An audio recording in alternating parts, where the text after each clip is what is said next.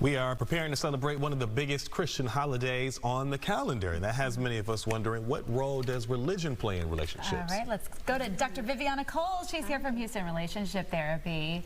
Good morning. To you. Good morning. Yeah, welcome. So let's talk about that.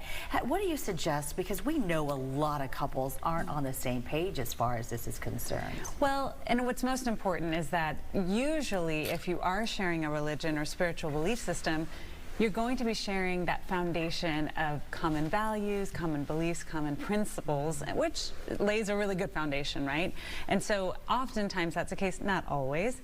And that's why I think a lot of couples who do share religious beliefs tend to do really well. And that's just one of the many reasons. You can still thrive though, even if you don't. You just have to decide, it sounds like ahead of time, like, is this a must-have? Like, do I have to have my partner the same religion as me, or am I willing to compromise? And a lot of that is because if you do have a very strong religious presence in your life, it tends to go into your activities and the sort of bonding that you want to have.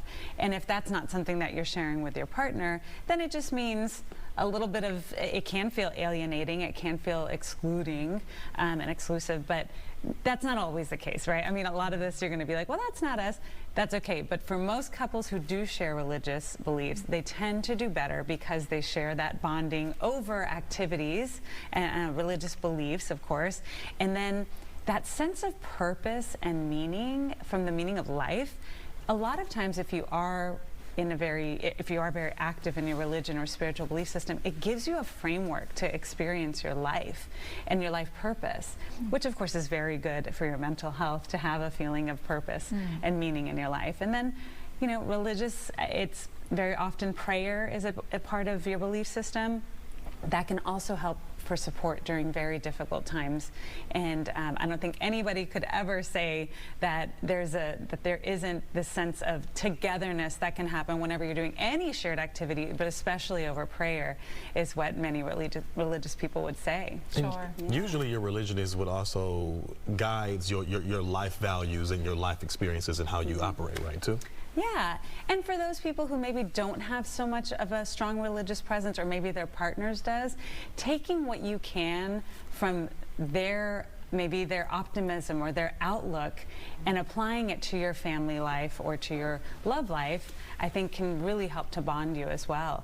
Again, especially in those great moments and in those very low moments. If you're on completely different pages and maybe you have one believer, one non-believer, and you're dating, do you need to go into this if you're thinking marriage, thinking that they're never going to change? Because I know so many people have thought, oh, they'll change eventually. You got to know that that might not happen and be okay with that, 100%. Right? Same as with the conversation about whether or not to have children.